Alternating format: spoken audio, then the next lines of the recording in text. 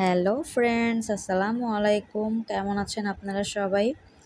আজকে আমি রান্না করব বেলে মাছ ভুনা করব। প্রথমে আমি বেলে মাছগুলো ভেজে নিয়েছিলাম। এখন আমি কড়াইয়ের মধ্যে পেঁয়াজ কুচি দিয়ে দিয়েছি আর কাঁচামরিচ দিয়ে দিয়েছি। এখন পেঁয়াজগুলোকে ভালো করে ভেজে নিতে হবে, বাদামি রং করে ভেজে নেব পেঁয়াজগুলো। এই তো দেখুন, পেঁয়াজগুলো অলমোস্ট বাদামি রং হয়ে এসেছে। এখন এটার ভিতরে আমি আদা রসুনের পেস্ট দিয়ে দিলাম।